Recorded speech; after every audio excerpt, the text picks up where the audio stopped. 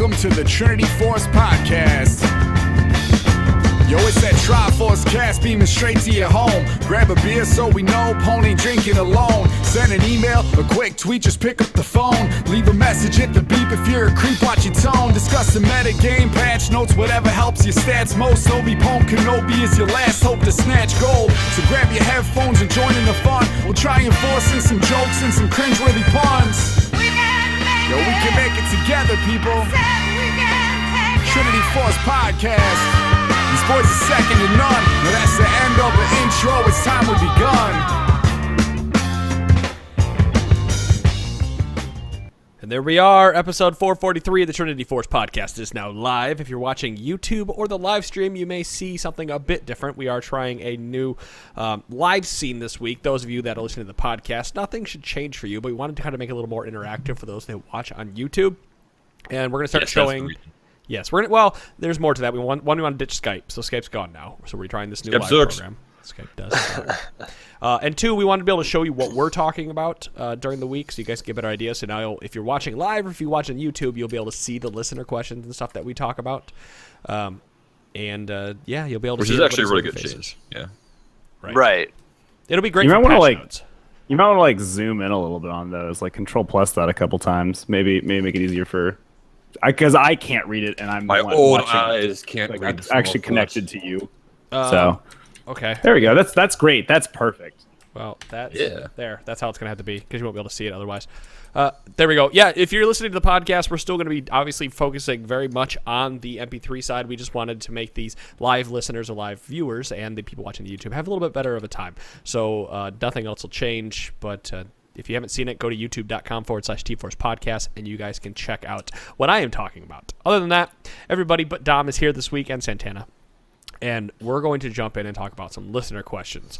And we have a lot of them. After I made you call it, you guys sent a buttload. If you're watching live, there is a whole heap of questions in this document. And we have some other things to talk about, such as banning strategies for solo queue, playing to improve versus playing to win, which I think is one long conversation, and I know Dom would like to be part of that, as well as eventually we're going to talk about mentality versus growth. But something that I wanted to say that this does have to deal with League before we get into anywhere is that I've had a lot of you people write in and, you'll say, I took your advice, this happened, or, I listened to the show and you said this and this is what I think about it, or thanks for the advice. The major thing that I want to point out here is that when you are trying to get better at the game, you actually have to actively try to get better at the game. So if we give you advice, if you email me, I give you advice, and then you decide to write back and say something completely different or don't even try what I tell you, you're not trying to improve. I'm just it's kind of like a harsh reality not here. Being receptive. Like we're not saying this is everybody, right? But some people are looking for validation when they ask a question, right? Which is like, fine. How do I get better? My teammates are bad, and they're looking for validation. Like, yeah, your teammates are bad. You're stuck in mystical elo hell. When the answer is no, there's actually some things you can improve on. Here's what they are. We're not we're not supposed to be comforting you for what went wrong. Because if that happened, if you want to have us do a review of a game where it's I want you to tell me that my team was bad, that's cool. That'll be a very easy review to do. Well, I mean, if they're expecting that's not what they're getting out of Adam and I if we review something either. By the way, if you guys are over there, the people in the podcast, if you're typing, put the time that you guys are typing into the document so that Lancefer can take that out for the MP3, please. I hear a lot of who's typing. Words. But to continue on with that, the big thing I want to go is that if you listen to the show and you're putting what we're saying to practice, and then you find it maybe doesn't work, or you find a different way that it works for you, we'd love to hear that. I think there's too many people out there that post our Summoner School or our League of Legends, or that even listen to any other show that just don't. They want to be validated and they don't want to get better at the game. And so I'm asking everybody out there that if you actually want to get better, you have to go and take whatever advice you've been given from any forum or format and try to put that to use. So, and like sometimes it's validation, sometimes it's people looking for a cure-all answer. Like if you're trying to win a hard matchup, right? Like you're a Riven 1 trick and you struggle against Renekton's. Like, oh, what do I do against Renekton? And you look for that one easy answer, like, you just have to buy cloth armor and then you win every game. Hooray! Those answers typically don't exist. Like the obvious answers are usually the correct ones. Like, yeah, you just got to practice and the stuff you don't want to hear. Right. Yeah, unfortunately. Yeah, I think the one other thing that we've discussed a lot in the last few episodes when we've talked about mentality is also, if we do give that advice and there's like a lot of different pieces of advice, please God don't try to do all of them at once, because you'll get burnt out. Email us back saying, you guys gave me shitty advice. You guys told me to do too many things. But you can take those in chunks and get better in chunks, which will do better than trying to. You won't switch from being a bronze to challenger in a single game. Right. Sean, is that you typing? I'm trying to type something, but it's not like it's picking up on. It's not picking up on my on the. It's time for the stickers, I think. It's picking up on this because it's super sensitive. Oh, I think you have a mute button on your headset. Oh, you can't because you have headset attached to this. Well, that sucks. All right, well, it's two different. I run two different microphones. You know this. I'm sorry. I just hear typing and it's tilting me, and I know that. I'm gonna keep doing it. Piss you off. I listen to podcasts and I hear like typing or clicking or sniffling, and I'm like, oh, I can't listen to this. I don't want to hear this shit when I'm driving. I really wish I could use these stickers on someone else. I could use a fail over Chira right now. We would not get anything done, which we haven't really done yet either. So I don't know what the difference would be yet. Well, we're gonna start here at the very top with Son of Vader. You can see his question on screen. What game is the best to be replay reviewed? Should I pick a game that went well, poor, or average? In order to get the most out of the replay, should I just pick my main role in champion? Yeah, and this, I love that there's the editor's note the first time we actually put it up on screen for people to see, saying it's not a shameless plug. I know that wasn't planned, but I think it's very funny. Yeah, this is not a shameless plug for our replay reviews, by the way. This is somebody legitimately watching. I love Dom, and I'm glad that he subtly worked that in there. Yeah. So whenever I do replay reviews, I generally ask for a loss. However, it doesn't matter if you won or lost. I can lose. I can always find something that you've done wrong in a game and tell you how to do it better. Even if you stomp the enemy team 20-5, there's probably something in there within the first 10 minutes that I can tell you that you did wrong.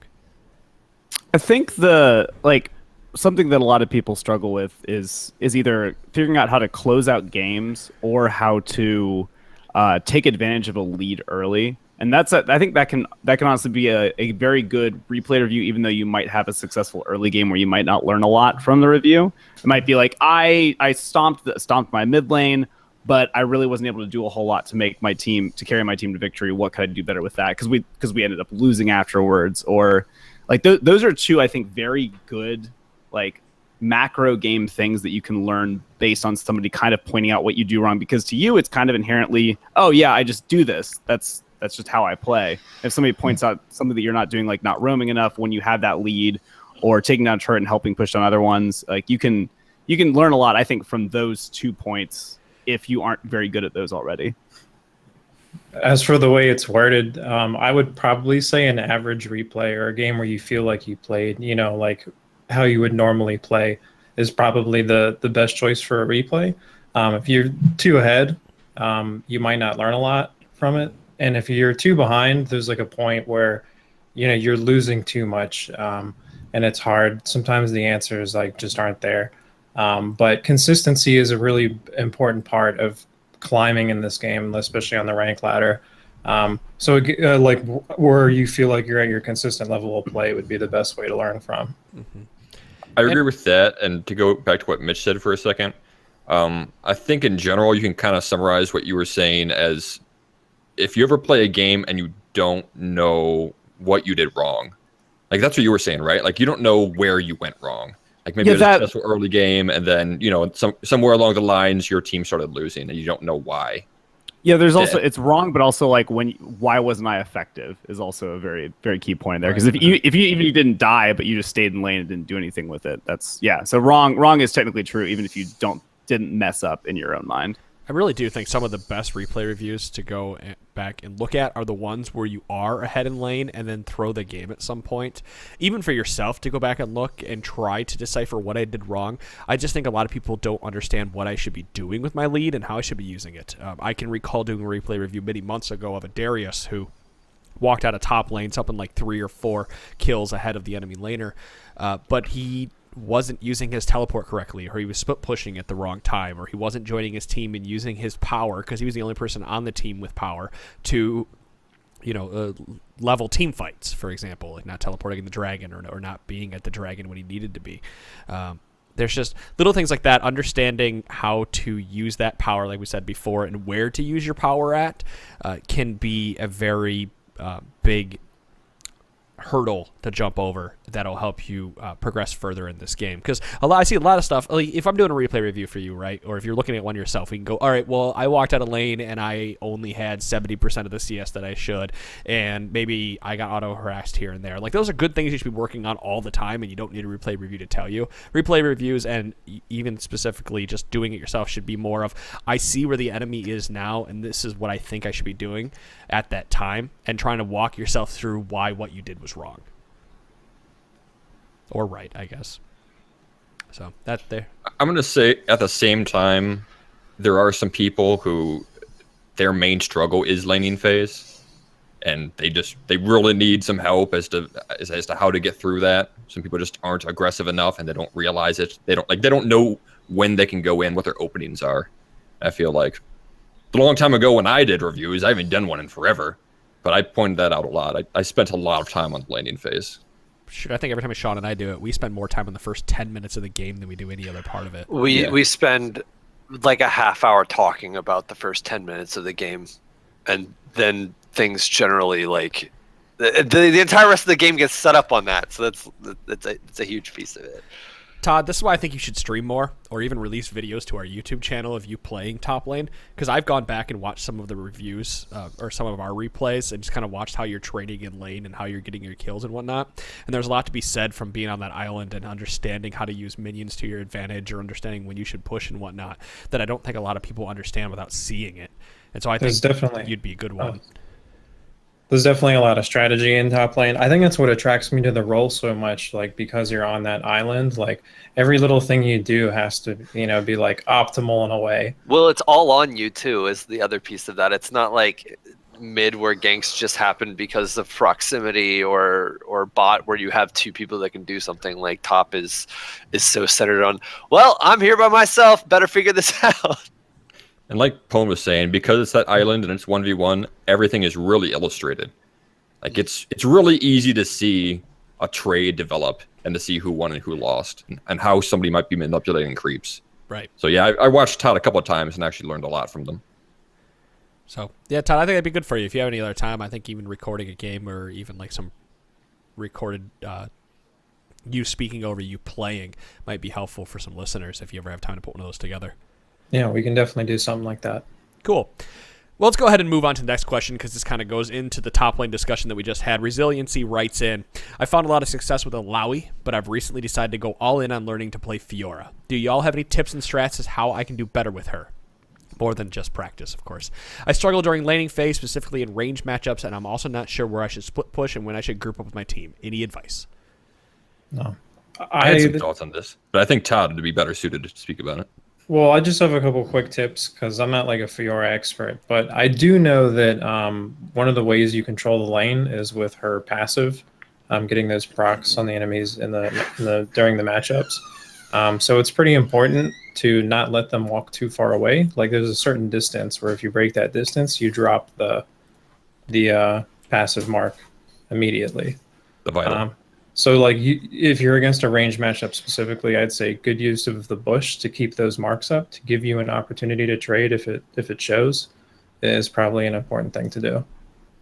And I'll let you hop in from here, Punch. Well, I know you talked about ranged matchups, and this is, I think I was listening to the Garen Champion Select podcast when you were talking about ranged matchups, and I wonder if some of those things applied here, where you might start more pots to start like a longsword 3-pot, and then would you consider doing something like that?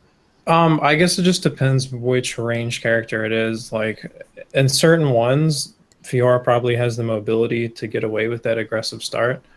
But in others, you might need the move speed. Like, for example, against like Swain, who if you get snared, you're done. Yeah, you're fucked. It just depends. Yeah, that brings up a good point that against ranged boots are very important. Getting boots earlier rather than later. And I think, I was going to say most of the top laners are AD, besides Swain. I can't think of any other AP top laners that are being played very often. I mean, Kennan's being played AD. Yeah, now. he still has AP ratios though, and like Yeah. in solo queue, where this guy's probably talking about, like you still see Teemo and stuff like that. You see weird AP pocket picks top sometimes. I brought up the AD because Tabby is a very popular boot choice right now and very effective. Also something you might want to get earlier rather than later. Like actually against range too, the Dorian shield right now is really strong as well as a sustain item.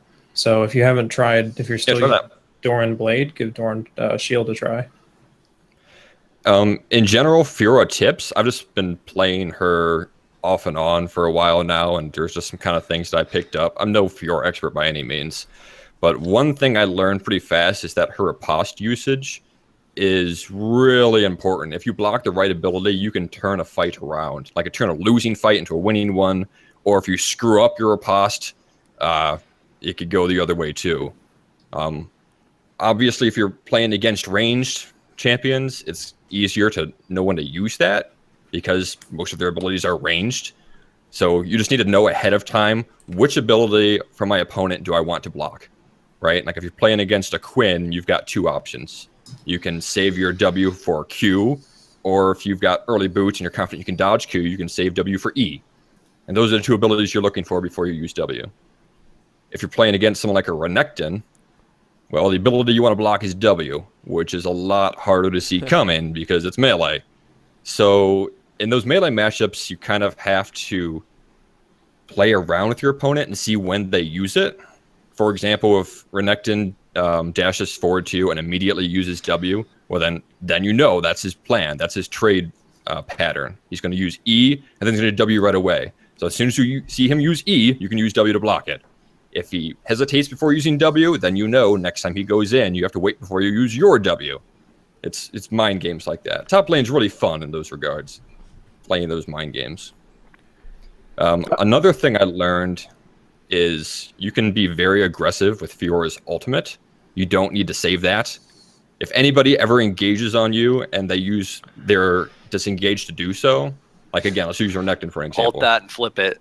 Yep, just ult and flip. You can turn any opponent trade into an all-in on your end. Like, I'm going to say Renekton is kind of a bad example because he might be like the one exception for a person that could survive your ultimate because he has his own ultimate. But let's say Aurelia has got a bad idea and engages on you with Q, right? But then all of a sudden, her disengage is gone. So use ultimate and attack her real fast. Don't save your ultimate. You can pretty much outduel anybody at level 6 with Fiora's ultimate. So don't use that sparingly.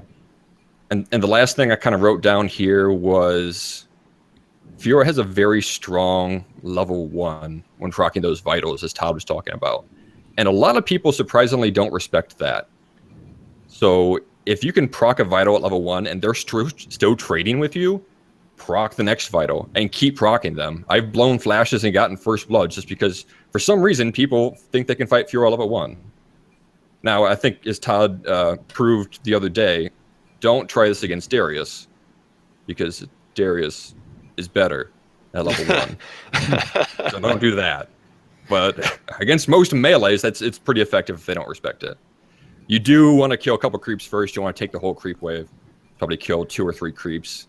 And then just proc your Vital, take Q first, level 1, of course, and then see what they do. See if they still want to trade with you. But yeah, speaking of trading, I think learning combos for any of those champions that you're playing is you need to learn how to use those properly. Like we know that Renekton, for example, is being reverted back to his 7.8 state, and he has ways to cancel his W. And it's similar for Fiora, where her normal combo is it's Q, auto attack, E, Tiamat, second hit of E. And if you need to do that combo correctly to get that 5-hit trade in faster than they can get anything out on you, and that also allows you to jump right back out. And then later on, as your Q cooldown goes down, you're able to weave more Qs in between that for more vital procs. But understanding how to use combos on any champion is the way to master that champion or take that champion to the next level. Because if you're just jumping in with a Q and not doing anything after that, you could potentially be eating more harass that you're giving out. The only thing we missed on that is the split push versus grouping timing, which I figure you guys might be able to talk to. Not. I mean, I know that's a hugely situational thing, as is this whole game. Yeah, that's not Fiora specific, of course. That's a pretty long conversation. What I would say specific to Fiora, though, is that her split push is generally pretty good if you're beating your opponent pretty hard, because she has that 1v1 potential. Like, if you're winning your lane, then you should just try to stay there, just keep winning, and just keep taking towers, because you scale pretty well too. So the solo XP and farm just propels you to your late game a lot faster. But if you're losing, then it's kind of the opposite. She has potential to come back from behind 1v1, but that team heal utility could be worth more for your team if you're just too weak to 1v1 your lane opponent.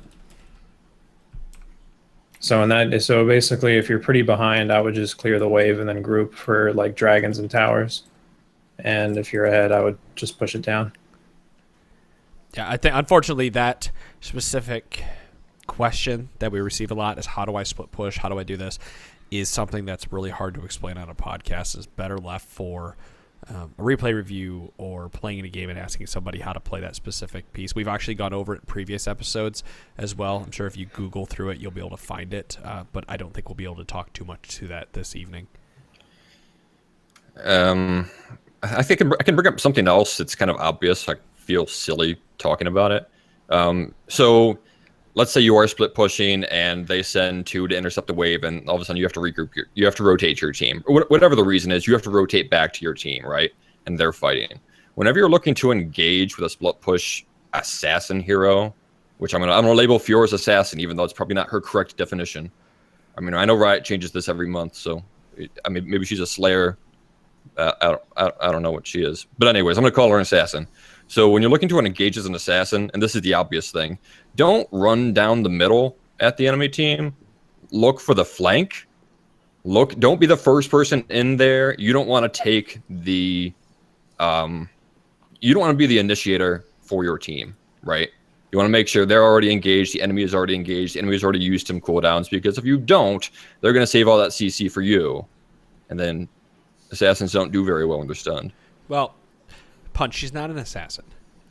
She is technically a Slayer, and her subclass is a skirmisher. That's great. A Slayer, the subclass of assassin, is because it's completely different from an assassin. It is, because assassin falls under a Slayer. However, she is not. Man, we are just fucking arguing nothing. But she's not an assassin. She's totally different. And did you guys know there are a bunch of champions that are not classed? Their class is called unique playstyle. Yeah, Teemo is unique playstyle. Mini Gnar is unique playstyle. Just thought it was interesting. I want to jump down here and talk about Red Medusa's question next, because I think a lot of people run into this. He says, I'm a bronze level player, and from time to time I like to play support. I find sometimes that the enemy support doesn't build any support items or Sightstone and goes full damage instead. And usually it's Brand or Lux he's playing against. Meanwhile, I'm building Sightstone and support items. I assume in higher MMR, the enemy bot lane would be punished for this, but in bronze, our lane just eats a ton of poke. The support usually gets a kill, and by mid-game, the support just ends up going full mage. What can I do to punish the lack of enemy support items / vision while in lane, and how can I get my jungler or the rest of my team to prevent a selfish enemy support from snowballing into an AP carry by late game? So we're missing our resident support, so I'm guessing I'm backing up to my old role for the past couple seasons.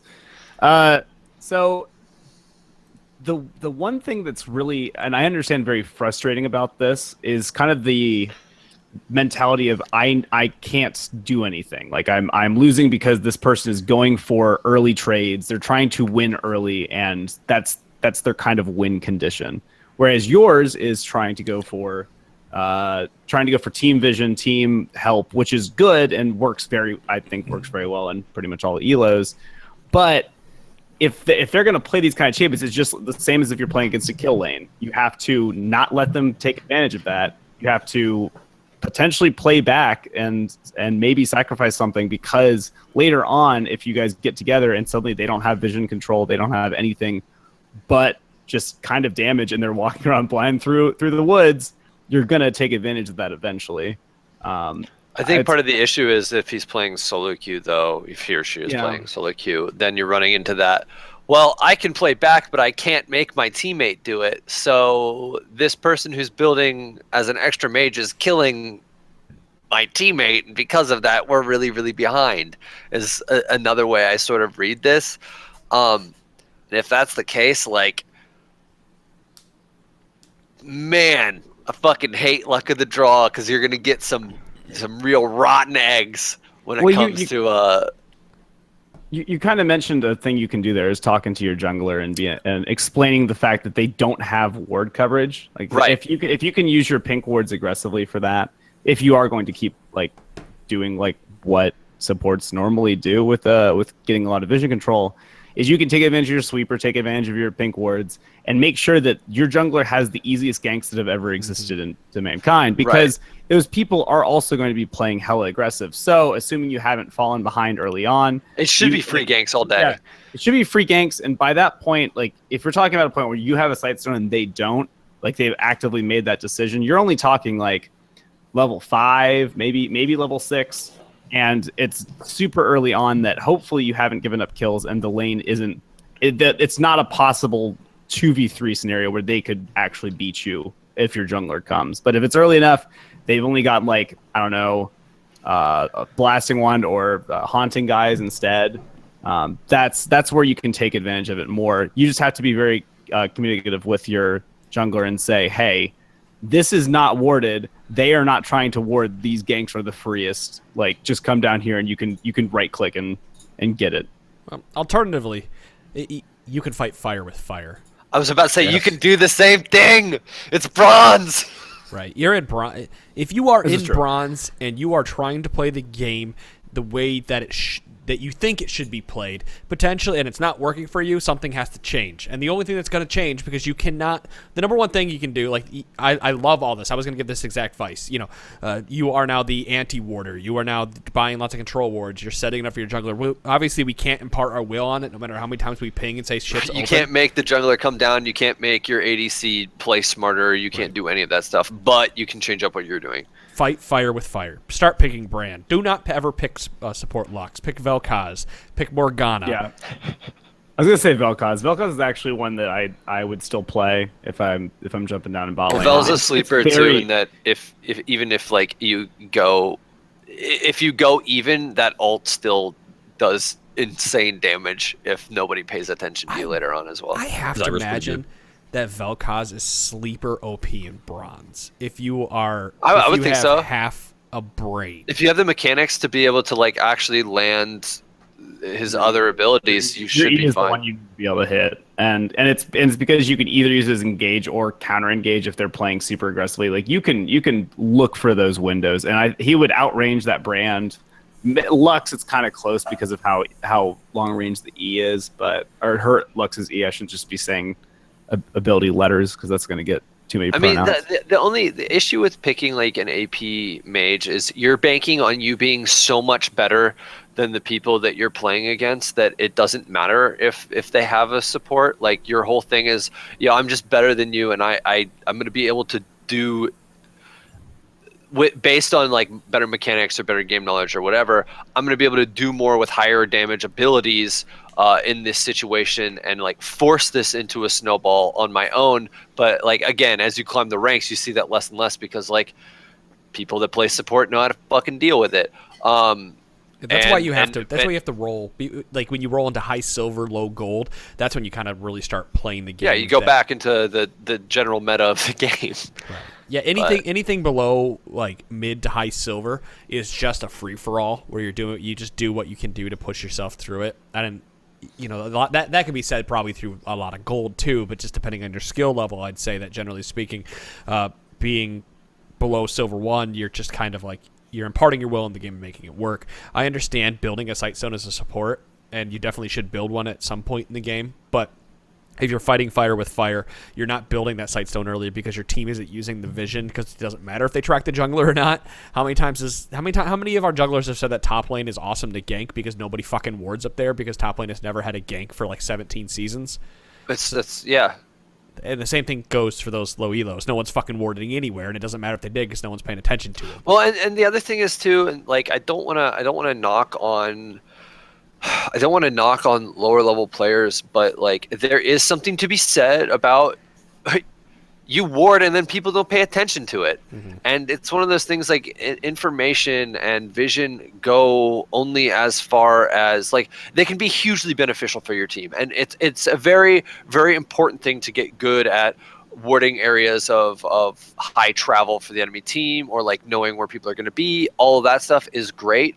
But there comes that second portion of it that like, you also have to take advantage of what's going on there. And if you're playing with a bunch of people who just tunnel vision and aren't paying any attention to that, like that's basically a resource that's wasted in that regard. So if you're running into that where like people aren't paying attention to warding or anything like that for where you're at, or you can't talk your junglers into being like, hey, I did night vision down here. Do you want an all-you-can-eat bot lane buffet because it's fucking available?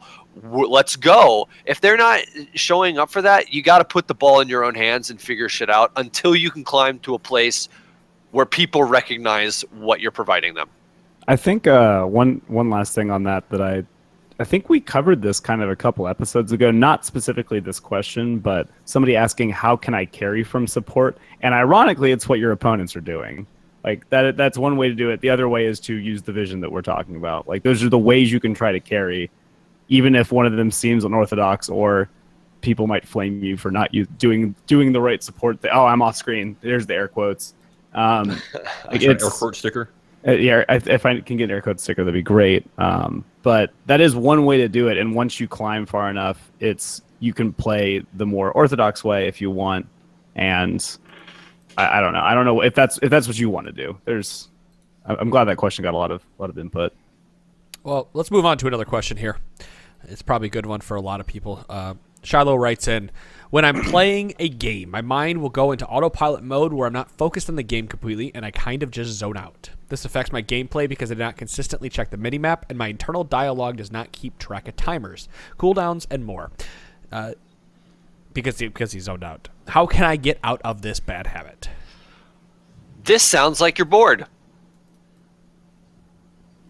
Yeah, I think you just leave it. That's the end of it. Cool.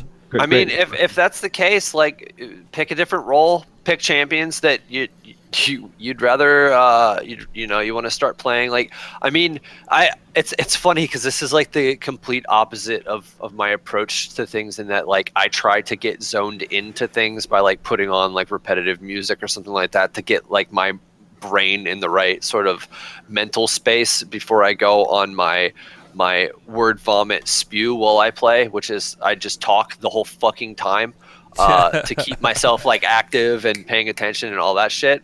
And it's become that way where like I've taken my internal monologue and I've made it external, which Dom loves. But I mean, this just sounds like you're bored, and you're gonna have, if you want to continue playing and you don't want to be on that autopilot mode, figure out ways to break that up. Whether you're breaking up the monotony by playing somebody new, whether you want to try a fucking new build on somebody that you know how to play, like any of that stuff. So, I also wonder if Shadow's playing by himself or if he's playing with a group, because it might help to find someone like Chira to play with and get in a voice chat with them so that they keep you on the ball. Someone you can share information with. I mean, well, also if you're playing with somebody else too, you don't want to let them down. So like you're already more motivated to pay attention because you don't want to be the weak link of your team either. You could do that. You could pretend you're streaming and just talk the entire time. I love playing with Sean because it is verbal diarrhea with this entire time. Just this entire time, just talks and talks and talks. It doesn't shut up. He sounds like a fucking babbling baby at points. But you learn to pick out bits and pieces of what he's talking about and actually use the information. This dude talks, guys. If you have not watched any of our videos on the YouTube channel with Sean, you will see it. That it's just non-stop talking. I And insult people almost every time they die. Like, but you'll pick shit up like Dragon is up, but this guy's fucking bad, and I got this ward, and don't worry about it. Now I'm going to the enemy jungle, and now we're gonna get this guy. And hey, how's bot lane doing? Actually, never asked that because he says fuck bot lane, but he just continues and rolls and rolls and rolls. And yeah, I think if you are in that mindset where you just kind of zone out and play the game, potentially you just need to have that verbal diarrhea where you just talk yourself through every single play you're doing like a streamer would, and try to get yourself zoned into the game. And if you can't do any of that, either you need to refocus on, you need to take a step back, reevaluate what you want out of League, right? Or you, I mean, I'd like, if you love League, that's one thing, but if you're bored, and it might be time to move on to something else too. Who knows? Take a break, go play Witcher or something. Seriously, definitely go play Witcher. It's great. I like that idea of talking out what you're doing, not only because it gets you to like kind of focus more on the game, but it also kind of gets you to defend your actions, which is something that I think if I like talk to somebody a bunch about their game, and had to very, very seriously analyze what's going on, that would be a question I'd ask: is why did you do that? Like, defend to me why you did this move. And how many times if you're doing that in yourself, if you're doing that in your own head and thinking about it, that's actually potentially actively increasing your knowledge of what you're doing and how it's working or not. Like I tried to step up and get that CS, that didn't work. Oh shit. Well, I was gonna say, how many times in games with me I'm like, oh god, I'm bad, and like I'm gonna die. And then you don't die. And then I don't die, but like I recognize like, oh man, I really shouldn't have done that, and that gives you that moment, that like internal recognition moment of, all right, maybe I shouldn't do this again in future games. But yeah, the number of times that I'm dead or I'm chunked, and it's when we're setting up to like siege or something, happens so fucking frequently with Chira that it's become it might as well be like a spin a fucking wheel, and something will happen when he says I'm dead, because it could be any of 12 things. Well, there we go. Yep. Good luck, Shiloh. Let's do any of these questions look juicy to anybody on the screen? We could do the farming question. I can take that one. Son of Vader writes, farming is a weakness of mine. What is the best way to improve farming? Should I run drills and practice games, or just keep jamming ranked games? What drills do you recommend for my improving farming? The drill I would recommend to improve farming, if you really want to get better at it, is don't go into a practice game. When you just go into like a practice game and you're just like last hitting the creeps without any pressure, it's not the same thing as a real game. And then when you go into a real game, you're going to fall back to your old habits, because it's like a certain level of comfort you have when you're in like an actual match. So that's where you have to develop the improvement. So you go into a real game, and if you want to get better at farming, you have to make the focus of that lane phase on farming. And if you lose trades, maybe you would normally lose or something like that. Like, these are the mistakes that you'll have to like make in the process of learning how to farm better, to become a better overall player. It's kind of like relearning part of the game, because if you've gotten to where you're at and you find that you're lack proficiency at farming, then you have to kind of relearn that section of it, and that's what I would recommend. Yep, that's advice I'd recommend too. I think a lot of times people just tell you to go in practice mode and do it. I know we've said it in the past, but I think generally that is said with go in practice mode to learn to last hit, so you understand what's the least amount of life you can leave a creep with before you have to auto attack it. Because if you watch, we'll just use pro players for example, if you watch a lot of pro ADCs play, they will wait to the very last possible moment they can, generally speaking, to auto attack a creep, even if they could have executed that creep a little bit further ahead, because they're trying to manipulate the waves. And that goes with the next piece of information is that, like Todd said, you're in a game, you're now learning how to last hit while being under pressure, but now you have to learn how to weave auto attacks into the enemy at any point there, or weave your abilities in there while still getting those last hits, so that you still hit perfect CS while harassing. There's steps and tiers to doing this, but I've always been a fan of taking a friend of yours into a practice game in a 1v1 situation and learning how to last hit in that way, because that way you can get a lot of farming while they practice. try to shit on you. Right. Find somebody equally skilled, or more so, even more so, may be helpful. Just don't do it in the way that you have now picked Kennen into Garen, for example, because that's just a really shitty matchup for the person trying to learn how to last hit.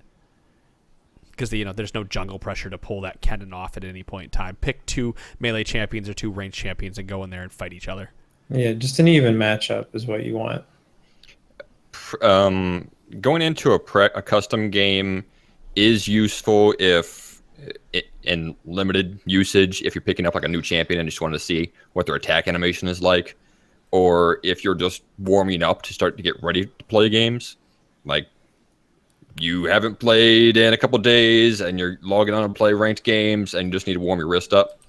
But like you guys have been saying, majority of your practice time should be spent actually in a real game. That's when you're going to learn to best last it under pressure.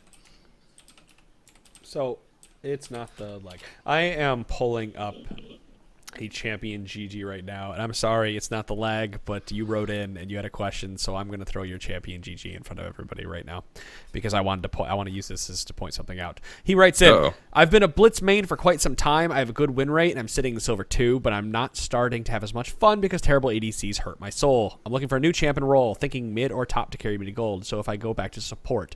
I'm not stuck with people that have no game knowledge, just looking to change it up a bit. Any suggestions? Well, my first thing before we go over to this OPGG, which I'm going to pull it up so people can look at it, because I wanted to point out this Blitzcrank right here.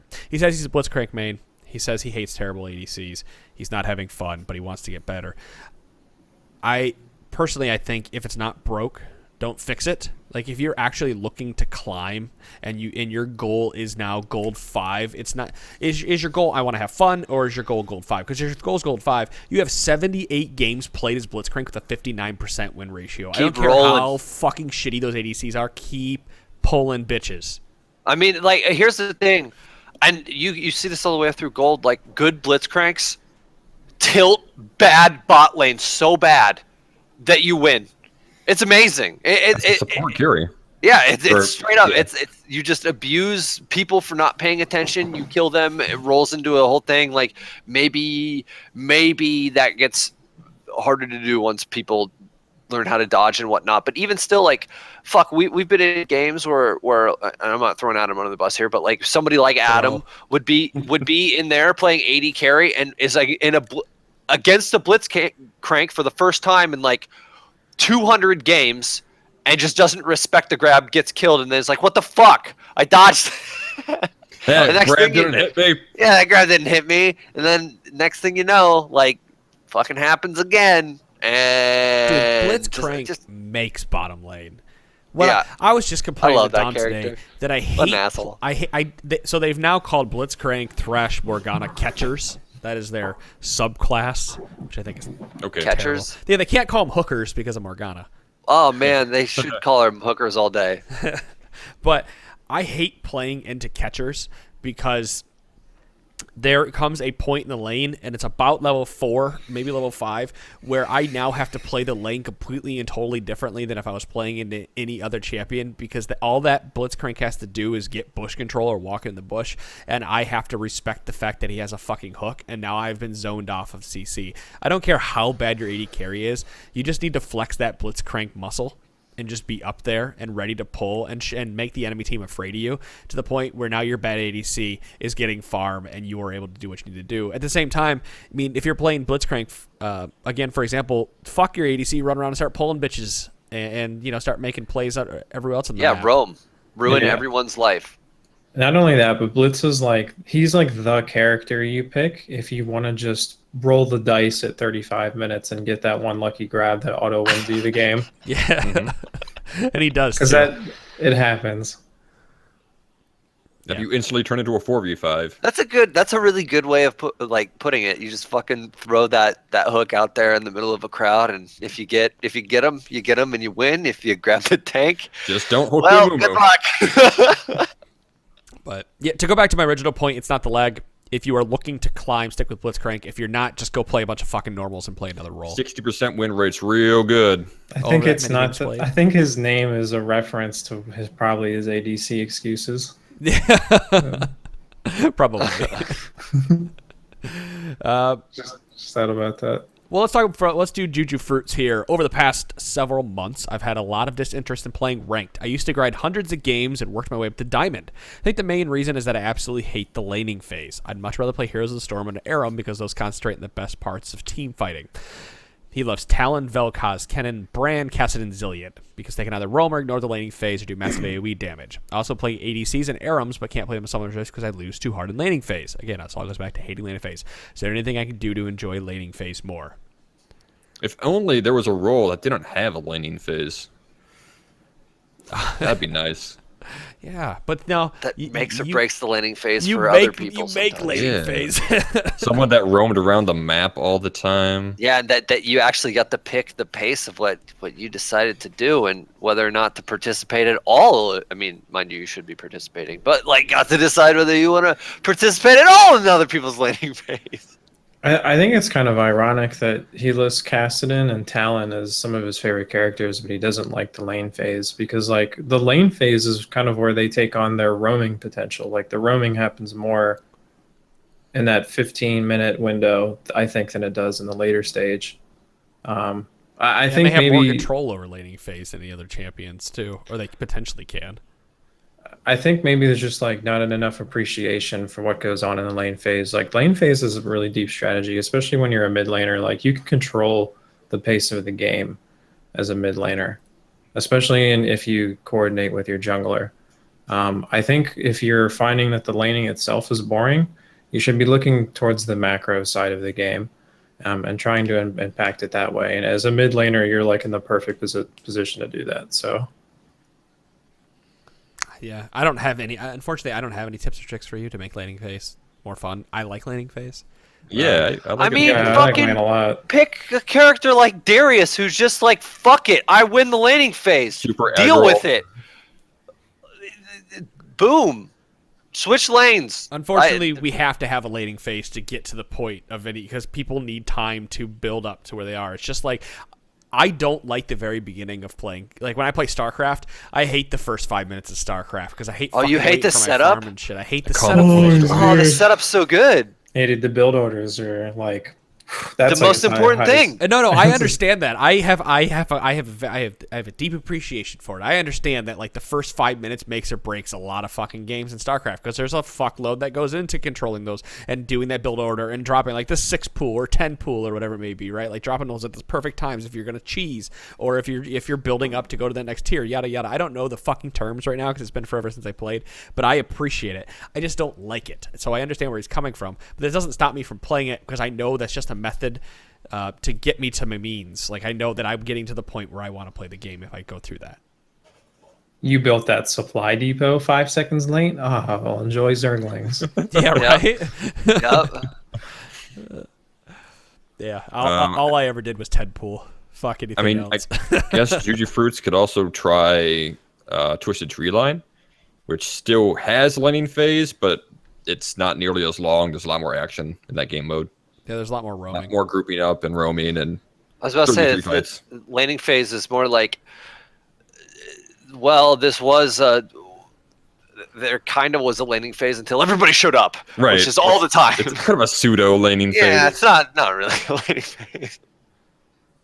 So the very last question I want to get to this evening is from Josh. He writes in, "I am a Teemo main."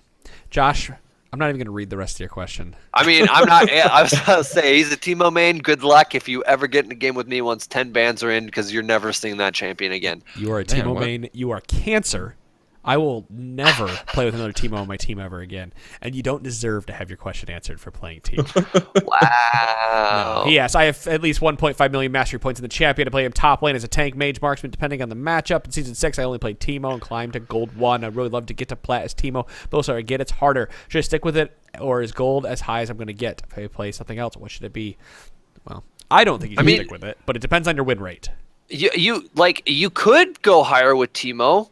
That's fine. I'm not a huge Teemo fan just because it forces your team to do one thing, and that's survive everywhere else while Teemo basically split pushes.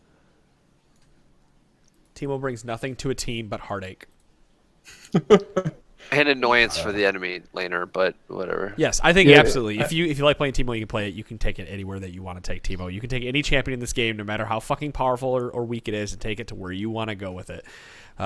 You have to put the time in, and you have to put. It's just like anybody else out here that's trying to learn. I mean, and it's the other thing too. Like, it might take you 3 times as long to do it if you just decided to pick up other champions that might be more overpowered or whatever, like, that might be even more binary or something like that. But if you like playing Teemo and you want to keep playing Teemo, there's that kind of divide in, like, yo, I love playing Teemo a bunch, but I want to climb, and I'm kind of where I'm at. It might take me longer to climb, so is climbing more important, or is playing Teemo more important? If you'd rather just fucking play Teemo, play the fuck out of Teemo, and who gives a shit if it takes you for the rest of the season, or if you, I guess, don't get the plat. But I mean, if that's important to you, then maybe you should open up the champ pool a little bit and try somebody else. Yeah, also, it just depends why you play the game. The only other thing you could maybe do is, I've seen some one-trick Teemo jungles make it pretty far. You might be able to pick up like jungle Teemo. How dare you? How dare you? That might add something that you're missing. Yeah, please stop talking, Todd. How fucking dare you? I feel like you just damaged so much good information that you provide. Todd, I want you to look at my my picture right now. I'm just gonna show you this. What you got? Just wait. What? Just wait for it. Wow, wait this for it. is It's not working. really interesting. Why is it not working? Oh, we gotta go back to Skype. What were you gonna do? I'll do it for you. guys. No, I was gonna do the no emote. It's not working for some reason. I pressed Shira's it like emote 3 worked. times. Yeah, my emotes are working. You know what? Yeah. Actually, I think I like, just, if you want to play Teemo, just deal with it. Deal with it. All Just right, guys. deal with it. Thank you so much for. Last thing for Teemo that I wanted to fuck get in Teemo. here. Oh, If God. you feel like you're hitting a wall, pay attention to try to determine a pattern for why you're losing. Like, is it a certain matchup that you're losing, or is it against a certain team comp? Is it a certain time in the game? I mean, it is possible to pick up another champion to play into those bad matchups instead of Teemo, and you can still do that while playing Teemo 9 out of 10 games, right? Like, I mean, Pantheon into Teemo is like an instant loss for Teemo, right? You don't want to play Teemo on the Pantheon, so just find someone that works against Pantheon, and then there you go, pick that person instead, and then play Teemo the rest of the time. Wow. Solid Advice, guys. Thank you so much for supporting this podcast, guys. Thank you so much for watching us every single week and listening to us. Sorry that only one episode came out this week. We had a bunch of problems in the beginning, but it's not. That's not going to be normal. Just kind of happened that a couple of us couldn't be on the show. But if you guys want to support us, patreon.com/T-Force Network. We'll have a couple Champions Like podcasts out for you early next week for Memorial Day. We should maybe Brand's coming out, or Brand will be recorded on Saturday or Sunday. Support Brand? And hopefully, actually, yes. And then hopefully Kenan as well. I don't know what the rest of these guys are doing, but I will be around on Monday to record a show, even if it's just like a fun show. Around. So, I keep forgetting it's over here. This Yeah, camera so setup's weird. It got switched up. Right is left and left is right. But yeah, we should have 2 episodes for you next week, even though Monday's Memorial Day. Patreon.com/T-Force Network. Go get your $10 and $25 in. We have time this weekend to get some replay reviews done as well. Other than that, guys, thank you so much for supporting the Trinity Force podcast. Go check us out at trinityforcenetwork.com, and we will see you all on Monday. Have a happy and safe holiday weekend, guys. We'll see you. See you guys. Kisses. Later, dogs.